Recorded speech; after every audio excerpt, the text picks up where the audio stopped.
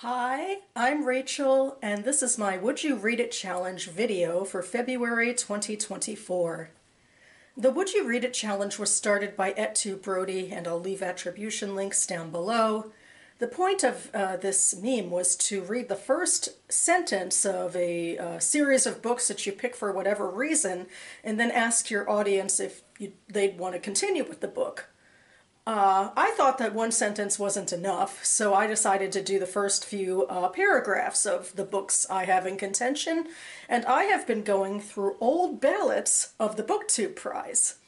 So the BookTube Prize was started by Robert Sheard. The purpose is for people on the literary bookternet to judge the best in literary fiction and nonfiction published in the US the year before. So currently we are in the first round of 2024, which I can't talk about as a judge. That's part of the rules of that. But, there's a lot of books in our, our back catalog, because we start with a long list of 48 books in each division, and we start by reading them all in the Octafinals round. So I decided to take those 48 books from years past in the fiction division and at least try to read the first few pages if I wasn't able to read the full book. So this month I am reading from year 2020, the fiction Octafinals Group G, which has 6 books on the ballot.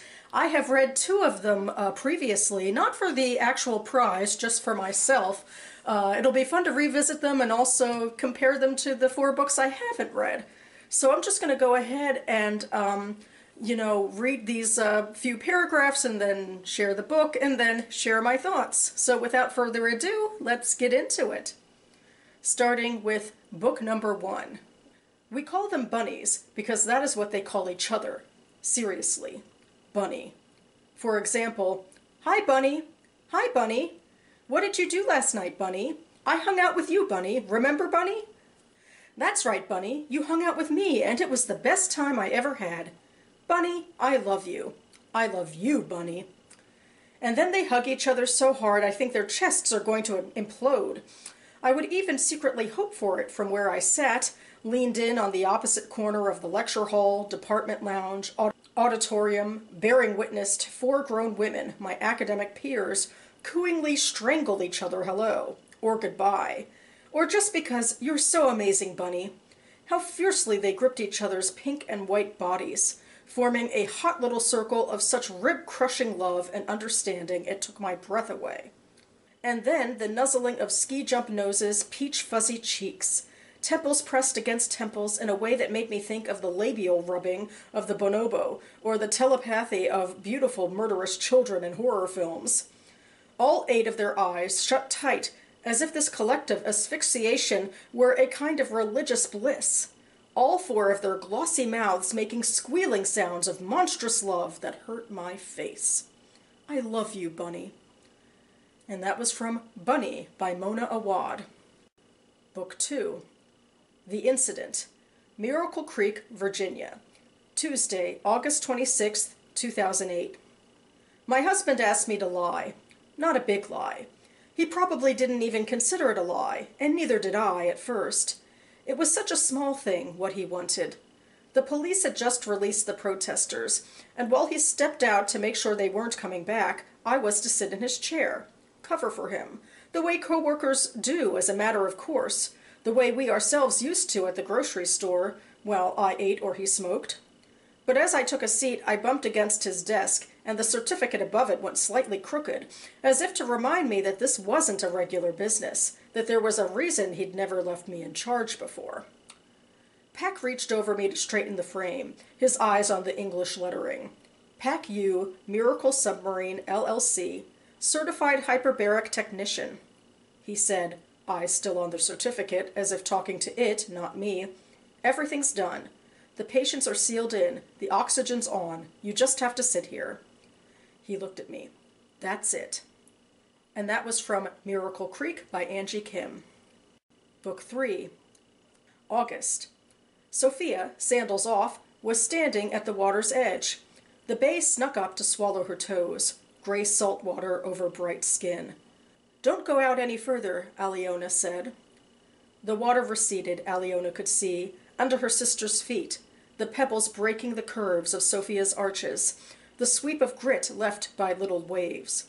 Sophia bent to roll up her pant legs, and her ponytail flipped over the top of her head. Her calves showed flaking streaks of blood from scratching mosquito bites. Aliona knew from the firm line of her sister's spine that Sophia was refusing to listen. "You better not," Aliona said. Sophia stood to face the water. It was calm, barely touched by ripples that made the bay look like a sheet of hammered tin. The current got stronger as it pulled into the Pacific, leaving Russia behind for open ocean, but here it was domesticated. It belonged to them. Hands propped on narrow hips, Sophia surveyed it, the width of the bay, the mountains on the horizon, the white lights of the military installation on the opposite shore. And that was from Disappearing Earth by Julia Phillips. Book 4. Nora. My father was killed on a spring night 4 years ago, while I sat in the corner booth of a new bistro in Oakland. Whenever I think about that moment, these two contradictory images come to me. My father struggling for breath on the cracked asphalt, and me drinking champagne with my roommate Margot. We were celebrating because Margot had received a grant from the Jerome Foundation to work on a new chamber piece, her second big commission that year. We'd ordered steamed mussels and shared an entree and lingered late into the night. The waiter was trying to convince us to get the chocolate mousse for dessert when my phone rang. I have no clear memory of what happened next. I must have told Margot the news. We must have paid the bill, put on our coats, walked the 5 blocks back to our apartment. A bag was packed somehow. But I don't remember driving home on the 5 freeway in the foggy darkness that cloaked almond groves and orange orchards, all the while dreaming up alternative explanations. Perhaps the sheriff's department had misidentified the body, or the hospital had swapped my father's records with someone else's. These possibilities were far-fetched, I knew, and yet I clung to them as I drove. Under my headlights I could see only 20 feet ahead. But the fog lifted at dawn, and by the time I reached the Mojave, the sun was out and the sky a brazen blue. And that was from The Other Americans by Layla Lalami. Book 5. Let me begin again. Dear Ma, I am writing to reach you, even if each word I put down is one word further from where you are. I am writing to go back to the time at the rest stop in Virginia, where you stared, horror-struck, at the taxidermy buck hung over the soda machine by the restrooms, its antlers shadowing your face. In the car, you kept shaking your head. I don't understand why they would do that. Can't they see it's a corpse? A corpse should go away, not get stuck forever like that. I think now of that buck, how you stared into its black glass eyes and saw your reflection, your whole body, warped in that lifeless mirror. How it was not the grotesque mounting of a decapitated animal that shook you, but that the taxidermy embodied a death that won't finish, a death that keeps dying as we walk past it to relieve ourselves. I am writing because they told me to never start a sentence with because. But I wasn't trying to make a sentence. I was trying to break free. Because freedom, I am told, is nothing but the distance between the hunter and its prey. And that was from On Earth We're Briefly Gorgeous by Ocean Vuong. And finally, book number 6. Prologue. Even in death, the boys were trouble. The secret graveyard lay on the north side of the Nickel campus, in a patchy acre of wild grass between the old work barn and the school dump. The field had been a grazing pasture when the school operated a dairy, selling milk to local customers, one of the state of Florida's schemes to relieve the taxpayer burden of the boys' upkeep. The developers of the office park had earmarked the field for a lunch plaza, with 4 water features and a concrete bandstand for the occasional event. The discovery of the bodies was an expensive complication for the real estate company awaiting the all-clear from the environmental study, and for the state's attorney, which had recently closed an investigation into the abuse stories.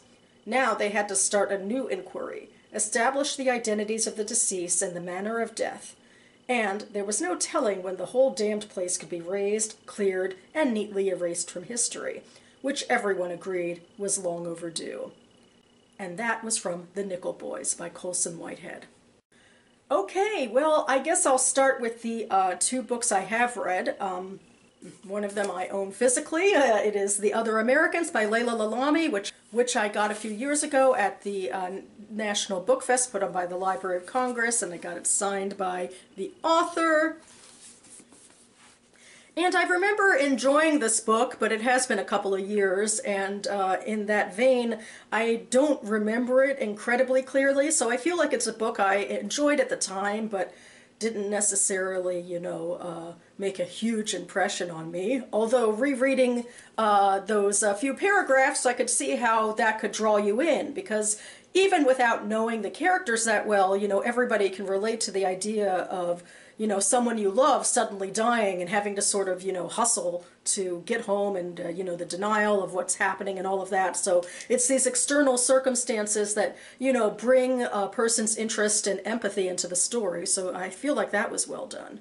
And the other book I've read previously is Miracle Creek by Angie Kim, which actually did make a much bigger impression on me, and I still remember it, the way that it took place at a hyperbaric institute where, there's already that tension in the beginning about how, this is a very serious job where you have to have a certificate to, be able to do it, so maybe something could go wrong, and something does go wrong, and we follow a bunch of characters to see what went wrong and why, and we go into a trial, and it's a lot about being a parent of someone with a disability, and there's more about being an immigrant as well. We're following a variety of characters who are connected to this, and I felt like, it was a really compelling story.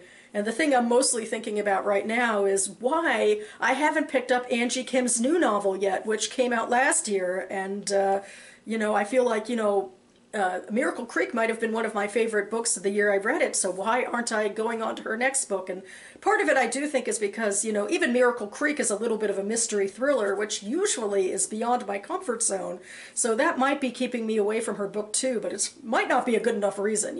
I can already trust this author, so really maybe I should go on with her. That should be a book I should add to my TBR.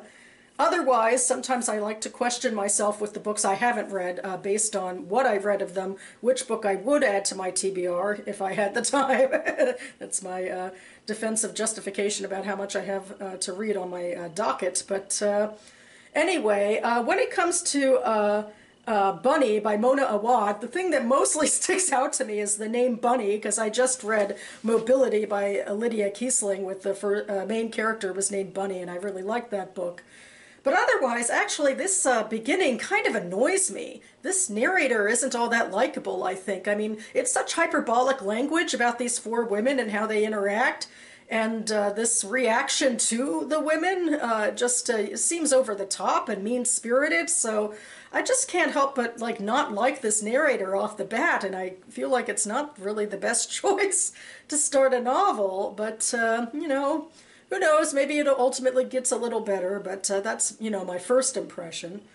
Then I'll go into Disappearing Earth, which is a slow start, although as a literary character reader, I could maybe trust it to, ultimately go somewhere intriguing for me, because I don't have to be all that plot heavy, but certainly, mostly we're scene setting here. It's like a beautiful setting of a beach in Russia and all of that, But in terms of, tension or conflict, there's not really that much. I mean, one sister is concerned that the other sister is going in too deep, but there doesn't seem to be an indication that the sister is in any danger of being in the water, so it's mostly just contemplative scene setting until we get to the very end where we see a military installation, and I just have to think that is a little bit of something a little more tense, because it's like, what's that about? And it just denotes immediate danger, because there could be conflict involved. So there is that, but it's a slow start. It's not something that might draw every reader in. Then we have On Earth We're Briefly Gorgeous, which in a way is similar. I don't know, it's like, it's a slow start to things, and in terms of action, what we know is the protagonist is thinking of an incident with his mother being freaked out by taxidermy, and there's some interesting ruminations about why, but You know, it's more style over substance, I think. I think, have maybe a little more bias against this book at the moment. My mother read it and really didn't like it, although, to be fair, I have a much higher tolerance for navel gazing than she does. I do expect that the language would be quite beautiful because of, the author's history and poetry. So finally, we get to book 6, The Nickel Boys by Colson Whitehead, which in a lot of ways seems like your standard literary historical fiction. And I mean, I am going in understanding that this is a book about a reformatory school in the 1950s, which had a history of abusing black residents. So, I mean, that's a bias that I already know that. I mean, I guess you could kind of get tiny hints about that from the beginning where, bodies are being unearthed on the grounds and that there seems to be some tension about it. They don't know exactly whose bodies they are, and if there's like an abuse case and the law is involved. So, and then there's that, ending about wanting to erase history, which is, the controversial point when it comes to people facing the negative sides of our, collective past. So I feel like maybe out of all the books I haven't read, I'm naturally inclined toward that one because I know that there'll be events of historical significance that are, accounted for in that, and I do feel like even on those first few pages, there's that, tension and disquiet about unearthed bodies and what does it all mean. I don't actually know or think I'll be reading any of these books because I have so much to read, but, it was fun to visit them, as I said. But that about covers it for me now, and you can find Goodreads links for all 6 of these books listed down below, as well as the reviews for the 2 books I've already read. And I would love to hear your thoughts if you've read any of these books or have revisited any of these books now, what your thoughts are about, your reading experience of them, or if you'd like to pick them up. And I'll also leave more information about the BookTube prize down below. And in the meantime, I should get back to, reading my ballot that I'm in the middle of judging officially right now. We have about a month left. Actually, we have a little more than a month before the Octafinals end. We have to submit our ballots, so hopefully nobody's freaking out too much yet about that deadline. But anyway, I'll be back on this channel in the near future to do my latest AM reading video for what I am reading and finishing right now, so stay tuned for that. And in the meantime, thanks so much for watching, everyone, and I'll see you next time.